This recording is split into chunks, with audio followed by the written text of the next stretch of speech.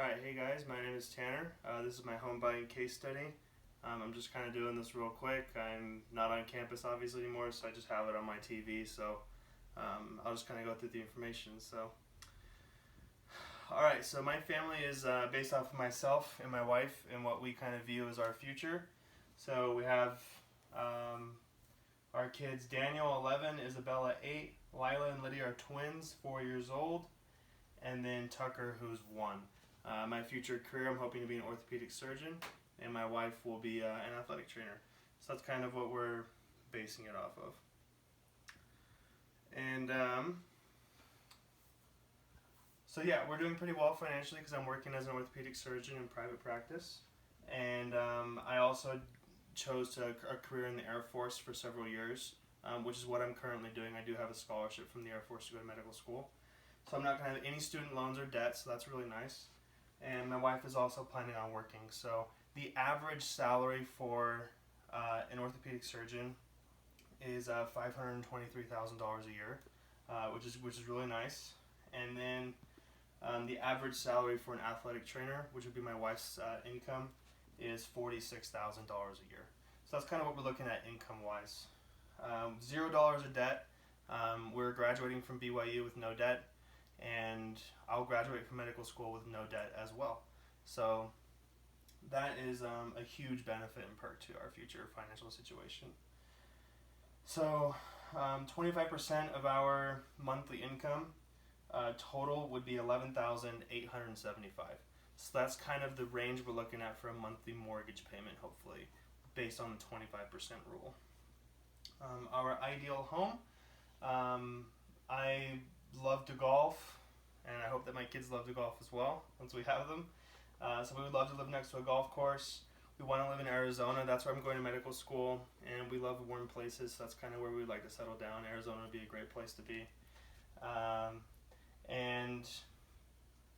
I can golf year-round there. It's close to Southern California, where we have a lot of family, close to Utah, where we have family. So that's kind of what we're looking at, and we were looking to get a home with a pool as well. That's kind of a big thing that we want to have in our future, and we want to have enough rooms and bathrooms to be able to have kids with their future spouses over, enough space to run around, that kind of a thing.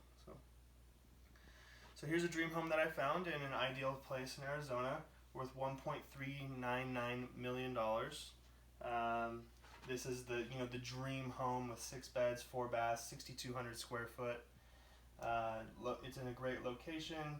It's right in the middle of multiple golf courses. There's just everything about it kind of fits our ideal, what we would want. And then here's more of a modest home. This is based off, for a lot of people this would be, a crazy expensive house. But based off of the average income for a surgeon and an athletic trainer combined, this would be more of a modest home. So that's $725,000 a year, or total is the value of the house. 5 bed, 4 bath, 3,900 square foot, and still has basically everything that we're looking for in a house and location. So here's kind of our budget. The monthly income total gross would be $47,500. So there's a lot of money to work with there. Lots of opportunities, plenty of space to be able to save up, still have a really nice house with an affordable mortgage based on that income. So just kind of looking at it, we would have $4,750 in tithing every month, no matter what. Taxes withheld, once after doing all the taxes calculations, we would be paying about 14 grand in taxes a month. So, thank you. So that's a lot, but when you have an income of 47 grand a month, it's not too bad. We'd want to be investing about $7,680 a month.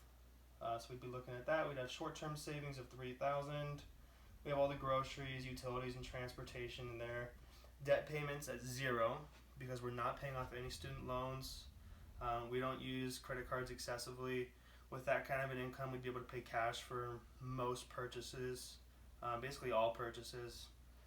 And one of our goals as well, when we have an income at that level, we're going to be wanting to pay cash for things like vehicles, or have really short loans. And so when we get to the point where we're looking at purchasing a home like this, we're not going to be having car payments or anything like that. So, and then kind of the standard things. So that everything comes out to $47,500 total in expenditure.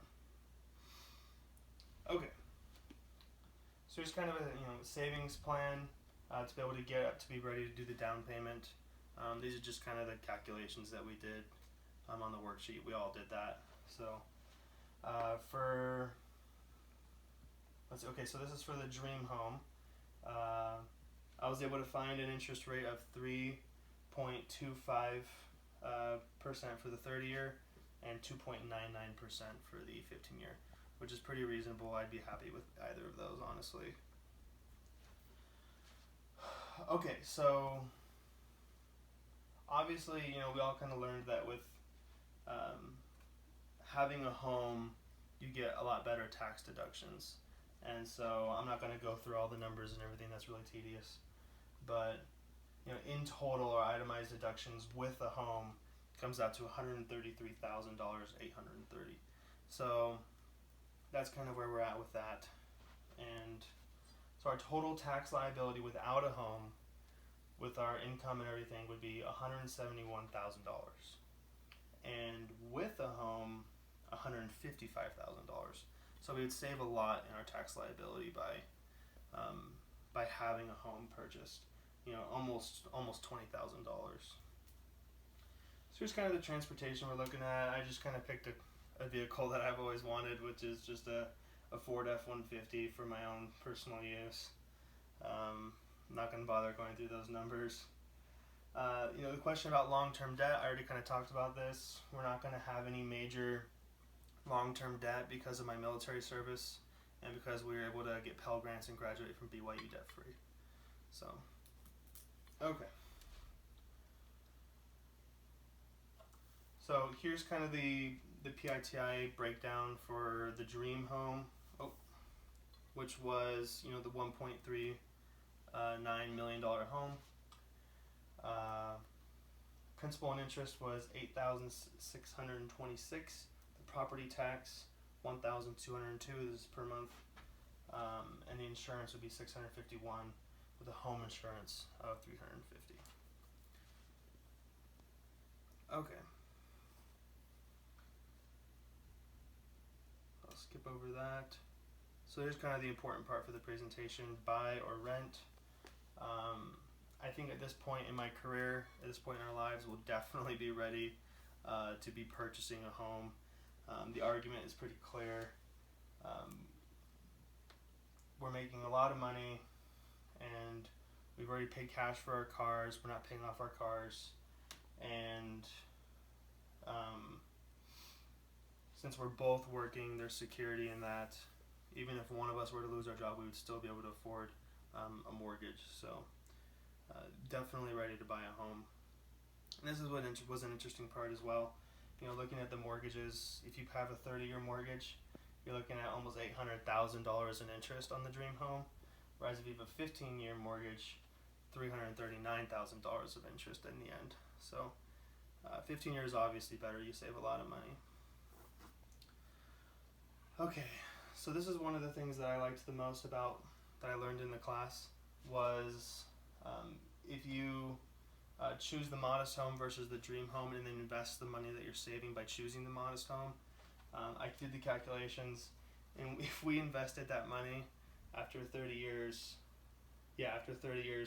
we'd have almost $8 million in investments and saved up. So that's pretty amazing. And for that reason, I decided to kind of go with the modest home, because the modest home would still have everything we're looking for in a home, and it would still provide us with all the amenities we want, and yet to have that $8 million in investments saved up, one of the reasons I said was, you can't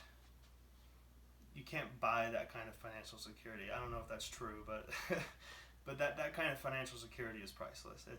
That's an amazing thing to have. So yeah, for that reason, I would choose the modest home.